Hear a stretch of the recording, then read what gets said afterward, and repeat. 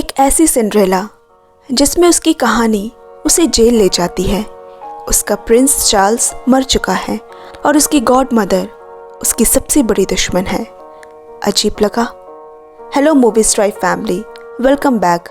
आज की पेशकश में है Korean movie perfect proposal. Director है यॉन जेगो और IMDb रेटिंग 6.2 है। दोस्तों, हम चुन चुनकर ऐसी अलग मूवी एक्सप्लेनेशन सिर्फ आपके लिए लाते हैं ताकि आप भी कुछ अलग एक्सपीरियंस करें। तो साथ देकर हमारा हौसला बढ़ाए, चैनल को पक्के से सब्सक्राइब करें और नोटिफिकेशन बेल को हिट करना ना भूलें। कोरिया यूनिवर्सिटी ग्रेजुएट जेनी मजबूरी में मकाओ के एक बार में काम करती है। उसकी ज़िंदगी परेशानियों से भरी पड़ी है।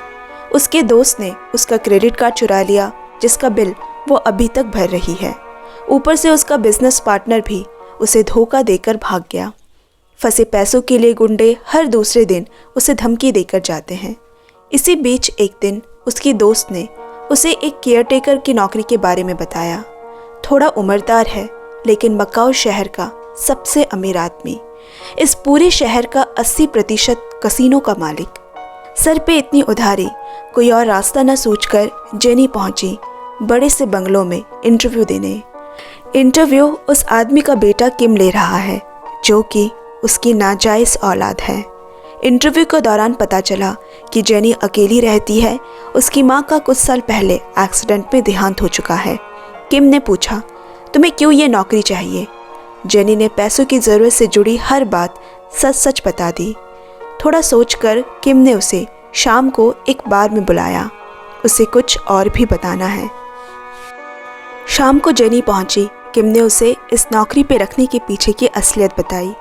कसीनो किंग मिस्टर संग का पूरा परिवार एक हादसे में मारा गया था। इस हादसे से वो पूरी तरह टूट गए और फिर उनके एक गैर संबंध रिश्ते से उसका जन्म हुआ। लेकिन उसके बाद मिस्टर संग ने कभी उस औरत और बच्चे की शक्ल तक नहीं देखी। पैसे की कमी से अस्पताल में ही किम की मां चल बसी। फिर अचानक एक दिन किम को मिस्टर संग का बुलावा आया। इस बात को 10 साल हो गए।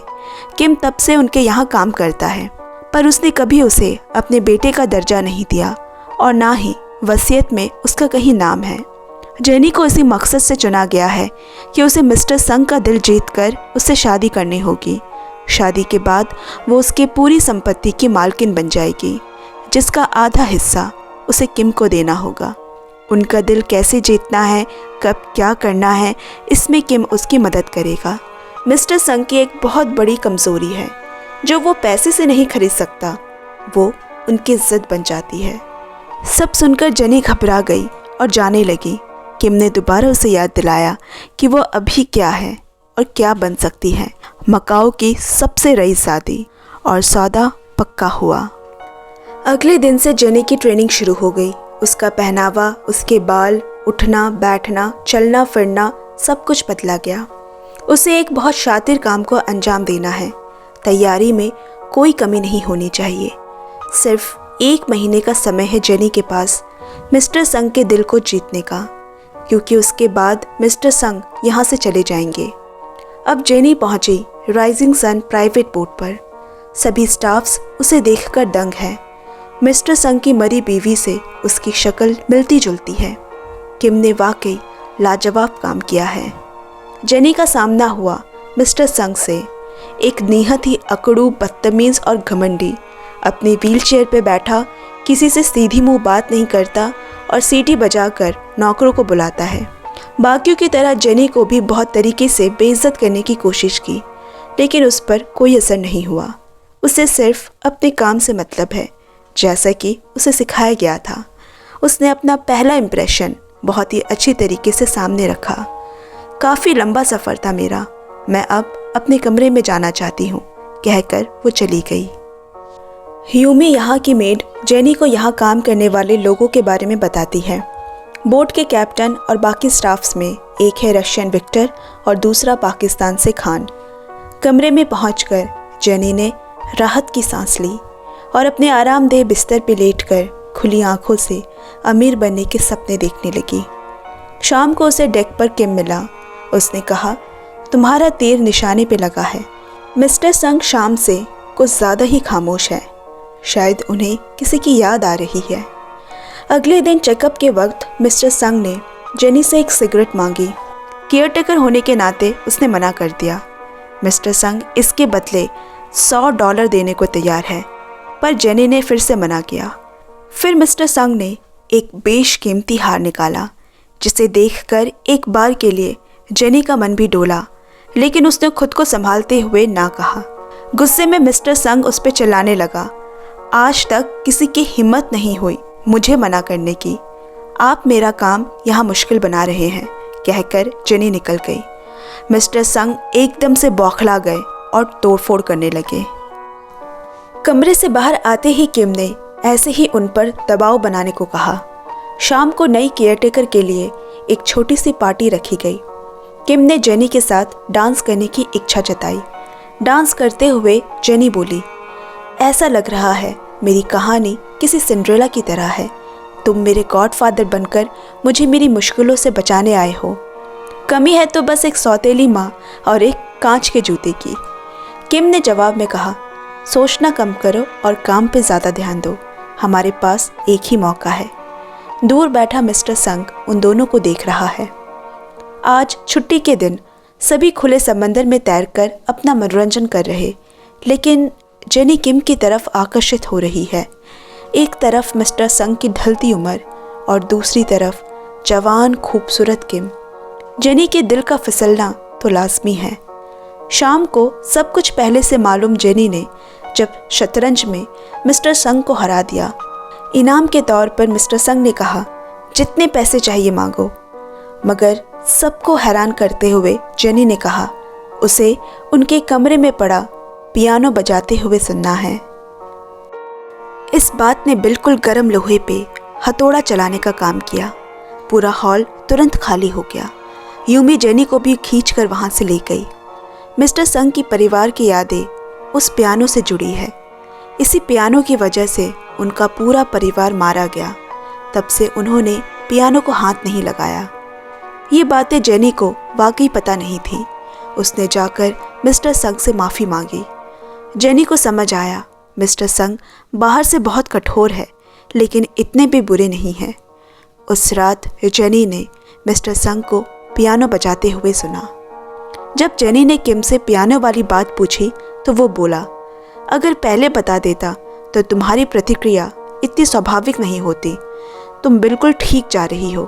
तुम्हें बस उनके पैसों की अकड़ के सामने अपना स्वाभिमान को नहीं झुकने देना और काम बन जाएगा। जेनी सच सामने आने के डर से घबराने लगी। तभी किसी के आने की आहट हुई। उससे छुपने की कोशिश में किम जेनी के बिल्कुल करीब आ गया। किम किस करते करते रुक गया। शायद किम भी उसे पसंद करने लगा है। अभी यहाँ कैप्टन को बड़ी मछली पकड़े देख मिस्टर संग को भी बड़ी मछली ही पकड़नी है। उन्होंने चारा डाला और मछली फंसी भी, पर वो इतनी बड़ी है कि मिस्टर संग से अकेले संभल नहीं रही, ना ही वो किसी की मदद लेने को तैयार है।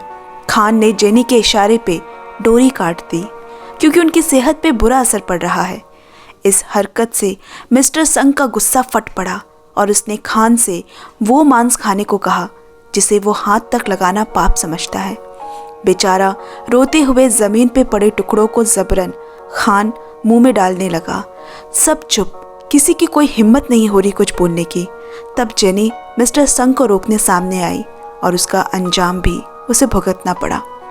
खुद को अपने जंगल का राजा और बाकियों को तुच्छ नौकर जिसे उसकी हर कही बात सुननी होगी कहकर बहुत बेइज्जत किया। जेनी भले ही एक ज़रूरत से यहाँ आई है, मगर एक हद तक ही बर्दाश्त कर सकती है। उसने उसी वक्त काम छोड़ दिया। होटल वापस आकर उसे किम की याद आने लगी। शायद उसे अपना दिल दे बैठी है। किम उससे मिलने शाम को आया और समझाया कि अभी सब कुछ ख़त्म नहीं हुआ है, वापस आ जाओ। पर जेनी ने मना कर दिया और कहा, मुझे उस इंसान से नफरत है। 1 मिनट भी उसे बर्दाश्त नहीं कर सकती। अगर ये शादी हो भी गई तो मुझे ना जाने कितने सालों उसके साथ रहकर उसके मरने का इंतज़ार करना होगा। किम गुस्से से कहकर चला गया कि वो इस काम के लिए किसी और को ढूंढ लेगा। यहाँ मिस्टर संग अपनी पत्नी की पुरानी तस्वीरें देखता है, उसके साथ बिताया हुआ वो वक्त याद करता है। उनमें वाकई में जेनी की छवि है और अगली ही सुबह किम को जेनी के पास ले चलने को कहता है। जेनी उनको यहाँ देखकर हैरान रह गई। मिस्टर संग ने कहा, मेरा पहला काम इस शहर में एक सर्कस में था। रिंग मास्टर सीटी बजा के हमसे करतब करवाता। एक सीटी पे उठना, दूसरे में घूमना। फिर एक दिन उस सर्कस में आग लग गई। रिंग मास्टर मारा गया और मैंने उसकी सीटी चुरा ली और खुद से कसम खाई, ऐसा दिन ज़रूर आएगा जब मेरे सीटी बजाने पे लोग वो काम करेंगे। इतना कुछ बनने के लिए मैंने बहुत कुछ खोया, लेकिन आज जब मुड़कर देखता हूँ तो कोई नहीं है, सिर्फ मैं एक अकड़ू बूढ़ा बच गया हूँ। सब पैसे के लिए मेरे साथ है, पर कोई सच्चा इंसान मुझे मिले जो मेरे पैसे को नहीं मुझे देखे, उसे मैं अपने साथ रखना चाहूँगा। और जेनी के सामने शादी का प्रस्ताव रख देता है, जिसे सुनकर जेनी के तो होश ही उड़ गए।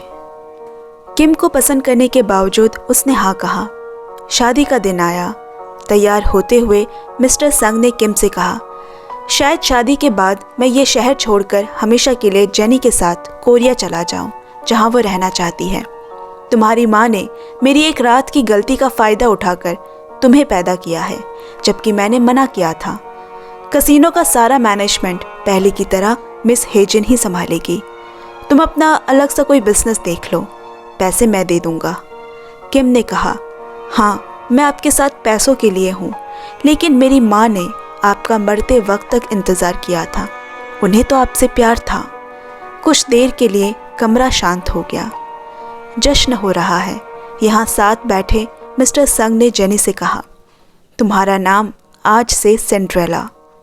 जब आधी रात बीत गई थी और उसके पास जोड़ी का सिर्फ एक जूता था, तब उसने मुड़कर शीशे में देखा। उसके पास दो रास्ते थे, या तो वो हमेशा अपनी माँ की सताई सौतेली बेटी बनकर रहती, या वो बन सकती है जो वो बनना चाहती है। हमें अपने आसपास की चीज़ों से जोड़कर खुद की पहचान नहीं करनी चाहिए। सिंड्रेला की तरह चुनना होगा तुम्हें क्या बनना है। जेनी देख पा रही है कि किम उसे बेचैन आंखों से देख रहा है, पर यह शादी होना ज़रूरी था। जश्न ख़त्म होने के बाद किम उसके पास आया। जेनी ने कहा, सब सपने जैसा लग रहा है, बस आंखें खोलूंगी और सब गायब हो जाएगा। किम ने खबर दी, मिस्टर संग ने नया वसीयतनामा बनाने को दे दिया है। तुम उनकी पूरी संपत्ति की मालकिन होने जा रही हो। अपना वादा याद रखना। जेनी ने कहा, सिर्फ वादा याद है तुम्हें, मैं नहीं। और फिर दोनों ने किस किया। सुबह उठकर जेनी मिस्टर संग को उठाने गई और उसके पैरों तले ज़मीन खिसक गई। मिस्टर संग का खून हुआ है। उसने तुरंत किम को फ़ोन किया। लाश देखकर उसके भी होश उड़ गए। किम ने जेनी को समझाया कि जब तक वसीयत बनकर तैयार नहीं हो जाती, हमें इस बात को छुपाना होगा, वरना अब तक की सारी मेहनत बेकार हो जाएगी और सारा का सारा पैसा चैरिटी में चला जाएगा। बस एक दिन के लिए संभाल लो। वकील से बात करके आज शाम तक ये काम ख़त्म करना होगा। आज हम किनारे पे पहुंच रहे हैं। तुम्हें मिस्टर संग को लेकर उनके घर तक पहुंचना है। कोई भी कुछ पूछे तो कहना उनकी तबीयत ठीक नहीं है। घबराई जेनी रोने लगी।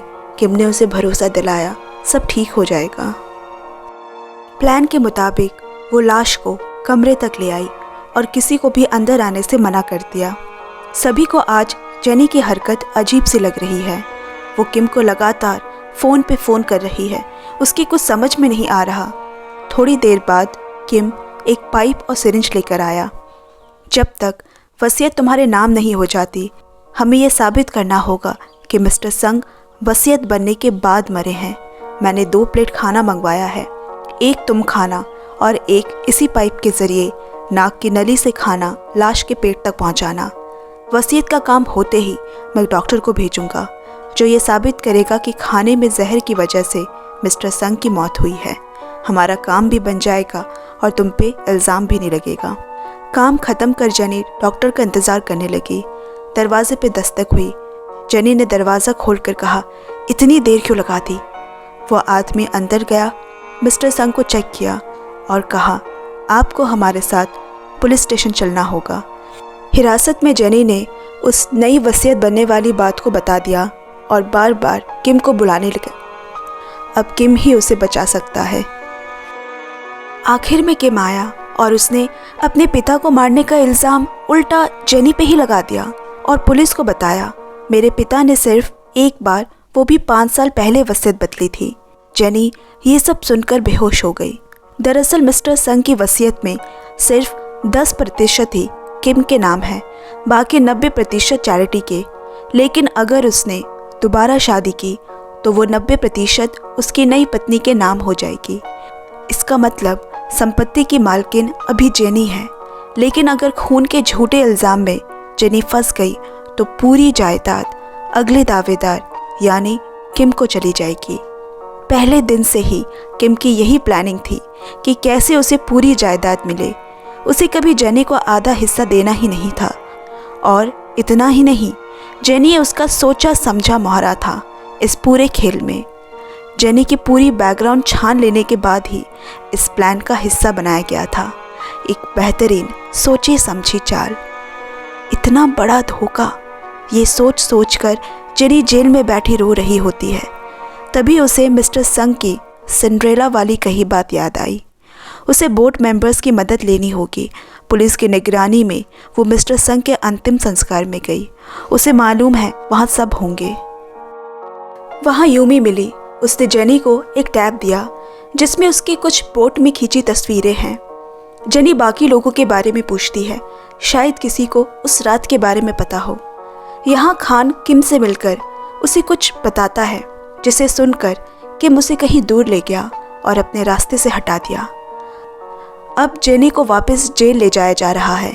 तब यूमी के दिए टैब से उसे कुछ ऐसी तस्वीरें दिखी जो काफ़ी नीचे से ली गई है, पर ऐसी तस्वीरें कौन ले सकता है। फिर उसे याद आया, मिस्टर संग को बोट में हो रही हर चीज़ की खबर रहती थी। नज़र रखने के लिए उस इंसान को हर कहीं मौजूद होना होगा। और फिर उसे समझ आया, हाँ, मिस्टर संग का डॉगी और उसका हेडबैंड, उसी में छुपा है हिडन कैमरा। खून वाली रात भी डॉगी मिस्टर संग के कमरे में था, मतलब सबूत उसी कैमरे में है। ये समझ आते ही उसने तुरंत पुलिस से फ़ोन मांगा, लेकिन हाथापाई में कार का एक्सीडेंट हो गया। जेनी वहाँ से भागती है। इधर किम को भी खान से सब पता चल चुका है। वो यूमी को डॉगी वापस लौटाने बोट पे बुलाता है। यूमी वहाँ पहुँची तभी उसे जेनी का कॉल आया। उसने उसे फ़ौरन डॉगी को लेकर भागने को कहा, क्योंकि असली कातिल किम है। यूमी भागने लगी पर किम ने उस पर हमला कर दिया। वो बेहोश हो गई। किम डॉगी को ढूंढने लगा। इतने मुश्किल से बनाए प्लान को वो फेल नहीं होने देगा। इतने में जेनी भी वहाँ पहुँची। डॉगी सीधा उसके पास आ गया। उसके हेडबैंड से वो कैमरा मिला, लेकिन किम उसे जिंदा जाने नहीं देगा। वो उसका गला दबाने लगा। सही वक्त पे यूमी ने उस पे पीछे से वार कर दिया। किम वही बेहोश हो गया। जेनी पे लगे सारे आरोप मिट गए और असली कातिल किम अब हिरासत में है। जेनी उससे मिलने आई। उसने पूछा, क्या तुमने कभी मुझे नहीं चाहा? किम ने कहा, एक पल के लिए भी नहीं। जब जेनी जाने लगी, किम ने कहा, मत भूलना, मैंने ही तुम्हें सिंड्रेला बनाया है। जेनी के होठों पे मुस्कान आ गई और मूवी यहीं ख़त्म हो जाती है। दोस्तों, आज की एक्सप्लेनेशन आपको कैसी लगी कमेंट में ज़रूर शेयर करें और चैनल को भी पक्का सब्सक्राइब कर ले। आपसे जल्द मिलते हैं अगले वीडियो में। Bye bye, love you and take care friends.